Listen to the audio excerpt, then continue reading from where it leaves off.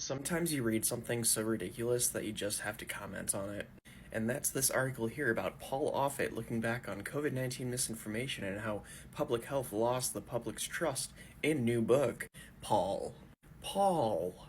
Paul.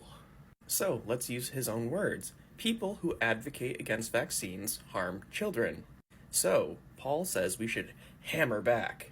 Alright, Paul, let's start with you.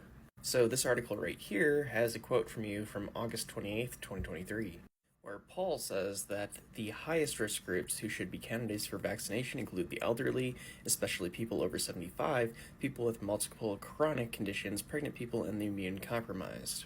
Quoted down here saying, why does a healthy 12-year-old with 3 doses of vaccine need another dose? There would have to be protection against severe disease, I just don't see the evidence.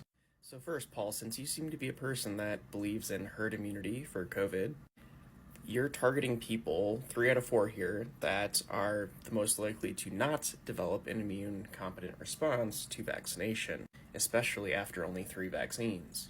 We have lots of really great studies out showing that after 4 vaccines within a close interval, that immune-compromised individuals will actually develop similar responses to people that have immune competence and receive less vaccines. So if we wanted to do your idea of herd immunity, we have to target the healthy immune-competent population, not focus it on these highest risk groups. You protect the highest risk groups by providing the actual herd immunity to the healthy, larger population. And who is in that healthy, large population? Kids. So what is this that you're doing? Advocating against vaccines for children? So you're harming children? Then we have you again the day before the Advisory Committee on Immunization Practices did their vote and said it was for all ages, where you're quoted saying, I don't plan to get it myself. I had 2 boosters and got COVID last year. So this is you again advocating against vaccination. So by your own words, you are harming children. And we have a litany of research showing that having a wide array of vaccinations against COVID provides a broadened immunity.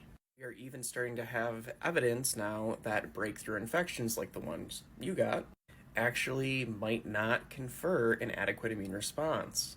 This is partially due to T-cell dysregulation and a non-differentiated T-cell response. Furthermore, you're saying that, oh, my infection from over a year ago is adequate. Well, we have tons and tons of new variants out. Your XBB 1.5 infection is not going to protect you against JN1, even though it probably didn't even confer adequate immunity in the first place. And you should know that any active immunity is going to wane from about 3 to 6 months from after the vaccination. So your active immunity against COVID, long gone. So here's my hammer, Paul.